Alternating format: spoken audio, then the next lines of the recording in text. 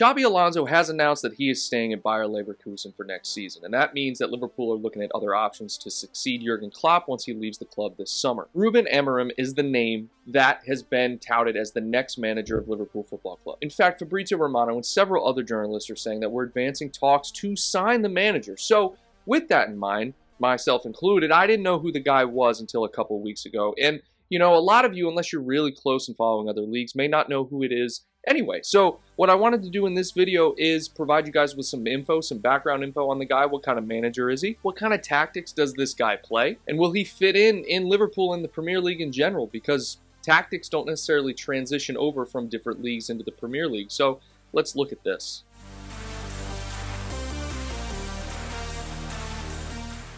Before we do begin, I want to ask you guys to subscribe to the channel if you're new, and also if you enjoy this type of content, like the video. It tells the YouTube algorithm, hey, I like this video, send me more of it. So in doing my research, what I found very interesting about Ruben is the fact that it's very similar situation in all to Xabi Alonso. They both retired in the same year, both very young managers, and both really climbing the ranks as like, hey, look out for this manager. He can be really good in the near future. Now, of course, if you guys are like me, I was almost set on Xabi Alonso. I wanted Alonso to come to Liverpool. I mean, he's a Liverpool legend, succeeding Klopp, bringing Liverpool success. It would just be a dream scenario for us. Ruben Amorim might be this guy, and honestly might be just as good. So retiring in 2017, Ruben Amorim quickly saw his way into management. Now, what's interesting, when he first started, he worked in the 3rd division, right?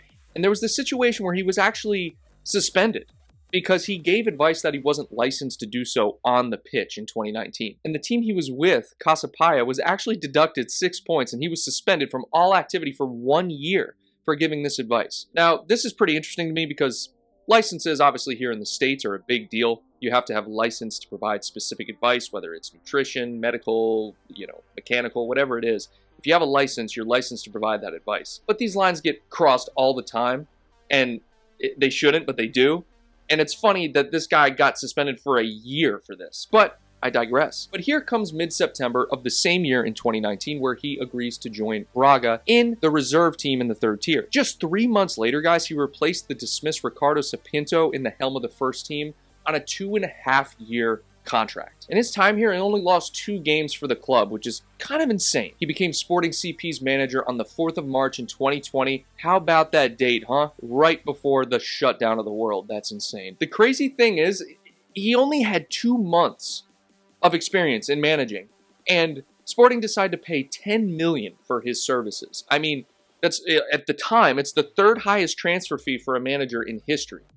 That's insane. The best part comes in the 2020-21 season where he led Sporting to their first league title in 19 years. Now, if you're like me and kind of a casual European football fan, really I focus on Liverpool and the Premier League, but I do follow everything else to a certain extent. I look at a league like Portugal and I think to myself, that's a very top-heavy league. That's a league where you only have like 2 or 3 really good teams and they win all the time. And you're thinking, Porto and Sporting are 2 of those teams. I didn't know that Sporting hadn't won a league title in 19 years until Amorim arrives, which is pretty incredible. And it has a little bit of a similarity to this guy I know. I can't remember who it is, but he brought a league title to a team that hadn't won it in 30 years. If you guys can help me remember, I can't remember who that is. Let me know in the comments. In 2021, Amorim won his 2nd consecutive League Cup final against the previous club. Both he and the Braga manager, Carlos Carvalhal, were sent to the stands for arguing with each other, and on the 4th of March, he renewed his contract for 1 more year with an improved release clause of 30 million euros.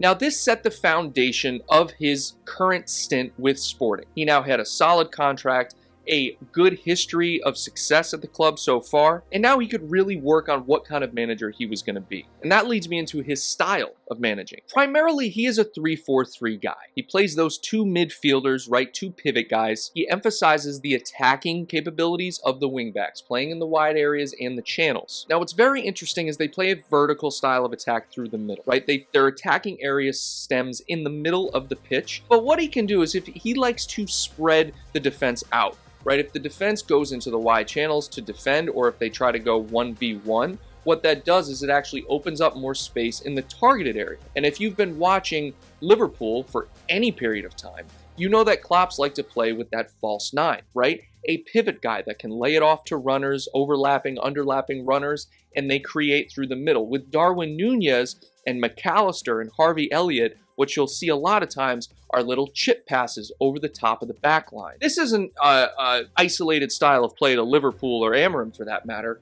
but it is something that you notice. But what's also great about it is Liverpool like to play in those wide channels as well. Specifically with Trent, now Connor Bradley with Trent being out injured, and Robertson, the wide areas are always a threat.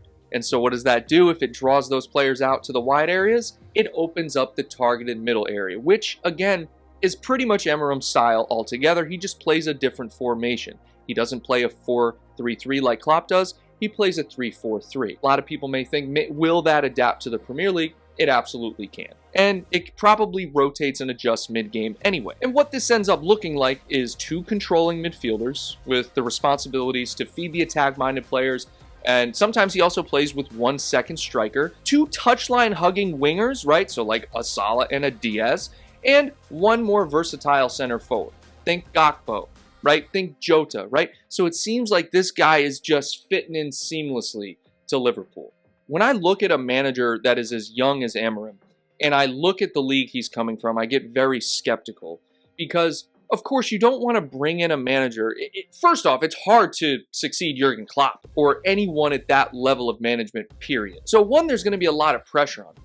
But 2, there has to be some sort of continuity of style, right? You can't bring in a completely different style of manager whom doesn't know how to adjust to the Premier League intensity. It's better to look for a manager that plays a similar style, but could also adapt to having different players in a similar system. So given that Klopp's system and Amorim's system, although on paper set up differently, the overall tactics are very similar. In other words, there doesn't have to be a lot of change once Amorim comes in. He's not going to have a huge overhaul of players. He'll likely bring in some new players that have been working with him for a while, or at least that he knows on a domestic or international level. But there's not going to be a huge overhaul, which is, I think, Liverpool's ultimate goal, to prevent any awful transition, where you see just players not taking to the new style of management, which is ultimately my biggest fear. With this, I honestly think Amorim might be a good choice, and I hope that we do get him after reading all of this, because